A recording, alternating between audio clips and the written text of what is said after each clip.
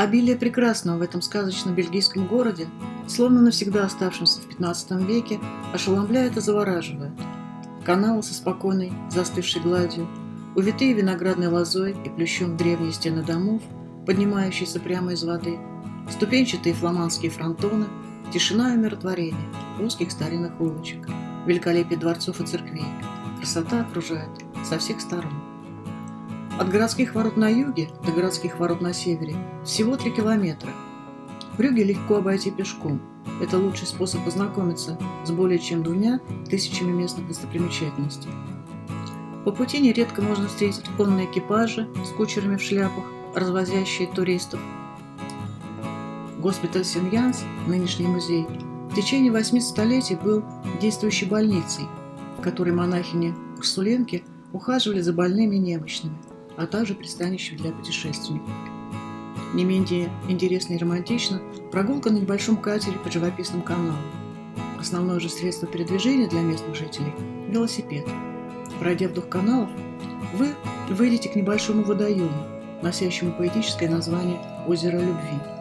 Когда-то император Максимилиан в виде наказания обрек горожан на вечную заботу о белых лебедях, живущих на озере.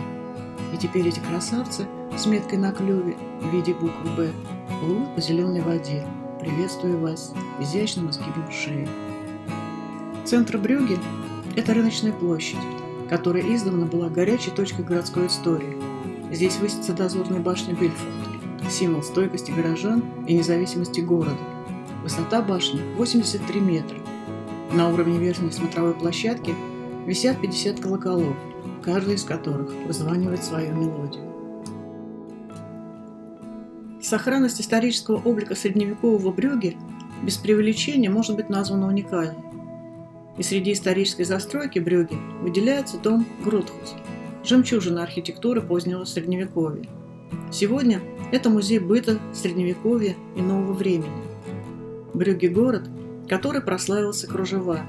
Здесь еще в XVI веке плели знаменитые тончайшие брабантские кружева из самого тонкого в мире льна, который растет только на полях Брабанта. Чтобы льняная нить не теряла эластичности, кружева плели в сырых подвальных помещениях, и работу эту доверяли только девочкам с тонкими, не огрубевшими пальцами. Неудивительно, что позволить себе такую роскошь, как брабантские кружева, могла только высшая знать. Базилика Святой Крови – древнейшая святыня Брюгге. Сосуд со священной реликвией, каплями крови Господней, Теодор Эльзасский привез из второго крестового похода на Иерусалим. В честь великой святыни в Брюгге было основано Братство Святой Крови, в которое издревле входили самые знатные и уважаемые жители города. Ежегодно в праздник Вознесения реликварий Святой Крови выносится из церкви и становится главным героем театрализованного праздника. С ним шествует по улицам Брюгге процессия, возглавляемые духовенством, многочисленными церковными братствами и сопровождаемые людьми в средневековых костюмах.